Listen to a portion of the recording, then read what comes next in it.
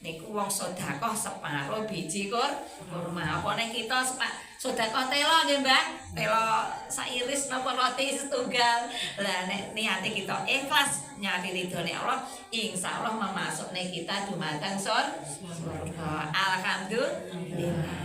Nun sewu nggih, Mbakno mung telo separo napa kurma nggih Mbah, nek gak duwe nggih Mbah, blas maneh ra duwe. Lah Rasul matur nek pamane ra duwe kok apa-apa blas. Kalimating thayyibah ngomong sing sae niku nggih sedekah.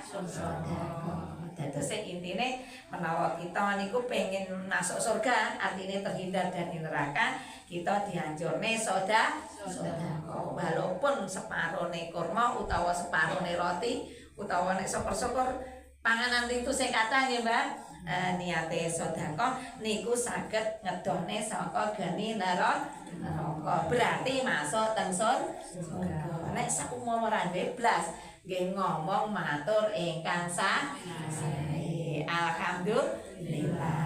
Lah Mbakno wonten ayat lintun niku surat Al-Baqarah ayat niku nerangaken nggih nika bahwasanya sedekah pun nek mature nggih kedah sing sae. Qaulu ma'rufun wa maghfiratun khairum min shadaqatin yatba'uha ada. Maksudnya perkataan yang baik dan pemberian maaf itu lebih baik daripada sedekah yang diiringi dengan perkataan yang menyakitkan. Kalau saya maksudnya ngeten, ngomong sing apik lan memaafkan iku luwih sae, ngoten nggih Bu? Dinimbang nek pamane sedekah tapi ngwehne nyoh. Ngoten nggih, ngwehi terus ngwehi omongane kasar. Ngoten utawa ngwehi tapi bare ngoten diundhet. Wis tak wehi kok gak matur nuwun, gak Jawa. Ngoten nggih Bu? Lah ngoten niku mboten sae.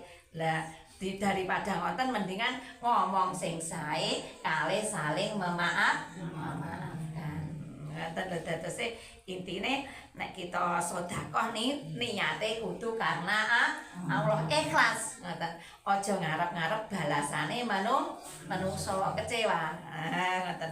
Apa malih nek ngwehi terus omongane kasar. Lah ngoten nggih Bu, niku mboten sae. Ngoten apa nek diomongane teng tiyang nek wis tak wehi kok gak matur suwun, kok gak Jawa. Lah ngoten niku lebih baik napa niku perkataan makruf yang baik dan memaafkan. Lah sing sae pripun? Sing sae nggih sedekah perkataane ingkang sae. Yumi iki aku duwe katakanlah telo sairis